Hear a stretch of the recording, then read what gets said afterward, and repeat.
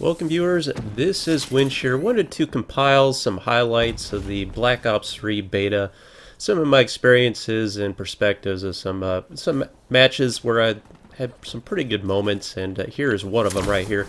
Of all the specialist classes out there, the Tempest in the what is it class? The Prophet class was my favorite. Look at this thing. I mean, this monster, literally just, was that quad kill right there, plus 3 before that? Literally wiped out the entire team. Not too many specialist abilities out there that I can see produce collateral kills like that. And I didn't really see anybody running this class for the most part.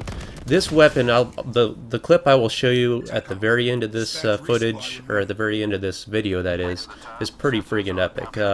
This Tempest railgun thing, when it kills an enemy, it puts out like an area effect charge, and any enemy in that vicinity will get roped into that kill, and it basically causes a collateral kill. And I didn't see any other specialist ability capable of locking down entire segments of the map and just wiping out huge swaths of enemies with that. Also, another thing I didn't see many people run were LMGs, and I just found these wholly effective class. Either one. I've maxed out both of these weapons. Was it the Dingo and this one, the RMG, I believe is what it's called. I maxed out both of them. I put every attachment conceivable on these guns. I put FMJ. I put rapid fire. I put grips. I put sights. I mean, literally, I put my entire class was pretty much dedicated to running just this one gun, and I compromised basically all my perks to do so, and I found it quite effective.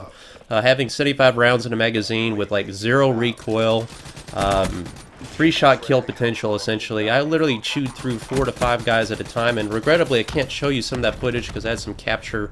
For some reason, the PlayStation capture ability was not working with this game, and a lot of times when I was like gaming on the road and I didn't have my dedicated HD recording software with me, or hardware that is, I was having to rely on that. It just was not capturing the moments. I had some 50 bomb games, which, you know, it's just a long time since I've had those kind of gameplay experiences. That's kind of what I want to talk about in this video in general. It's just the fun level I had playing this beta. It was very fun, and it's been years. It's been years since I've been back into Call of Duty. It's always been kind of a tongue-in-cheek game with me. Ever since Modern Warfare 2, I just felt like it was a slide downhill.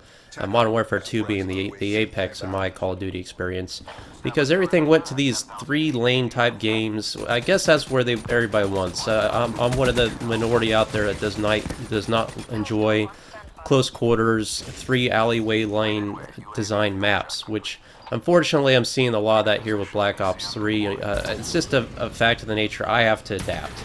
Everybody likes these 3-corridor maps. Black Ops 3 is adopting as well. That's not my personal taste, but I'm finding a way to adapt. It results in a lot more camping, in my opinion. Just, you know, camping the corners, head glitching, such as that.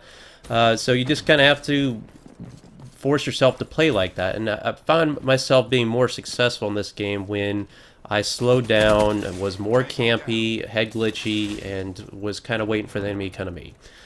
Can you go beast mode and run around and flank the team like this? It is possible, but it's difficult.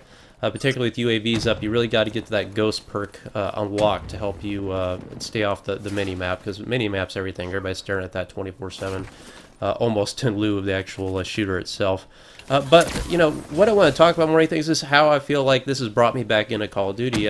Even though there was some challenges with the game, I was very capable, was very able to overlook those challenges and just look at the game for what it is. It's just a relaxing shooting experience. It's just fun. I played this game with my friends, although there were some complications with matchmaking and retaining friends in the lobby, which I imagine those bugs will be ironed out. But for the most part, I really just enjoy playing this game by myself. And that's something, you know, I think that's really the test true measurement of a good game, is particularly a shooter, is, you know, a lot of times you can't coordinate schedules, and if you're like me, you got a job or whatever, you know, you really just don't have time to game with the same guys all the time. That's a good gameplay right there. That guy came around behind me. I was expecting him to be in front of me. He straight up flaked me and came up behind me.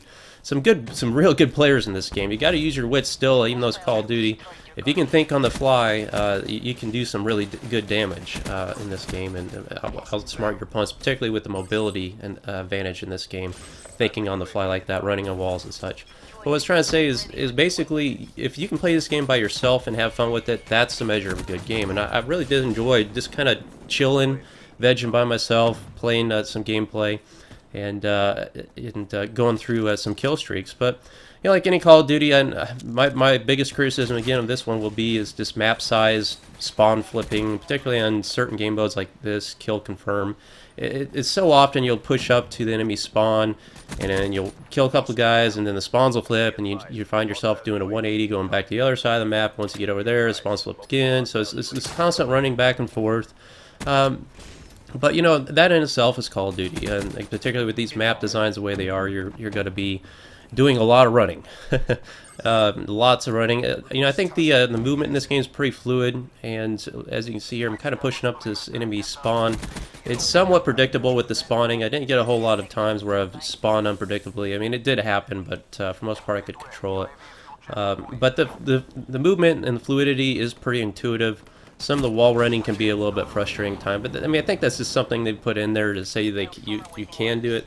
I didn't see just tons of guys running around spazzing, you know, doing 180 trick shots and, you know, running on the walls and just, you know, this and that, jetpacking around, sliding around.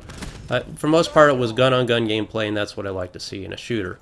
I felt like the latency was pretty spot on. I felt like hit detection was. I mean, there's maybe a couple times you killed around corners and lag or some, you know, I didn't hear people just, oh, lag, the lag, like I hear in Destiny day in, day out. Look at this guy up here. Look at him, revenge. You know, whenever I play Destiny, all I hear about is, you know, the connections, the lag, the latency, how terrible it is. Get meleeed, son.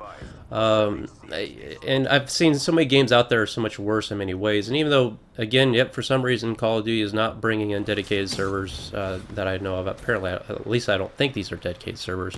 I think it's still host migrated or mitigated, or however you say that. Host-generated servers, you're kind of at the mercy a lot of times of connections. But I mean, I played this game on some terrible hotel internet connections where I had like strict NAT types, and I still didn't really see that much issues on my end. So I was kind of impressed by that.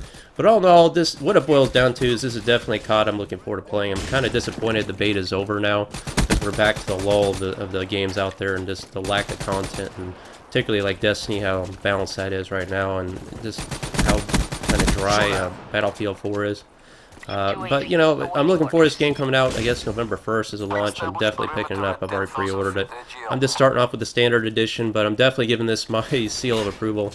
I think this is a good shooter, lots of fun, if you know, just don't take it too seriously.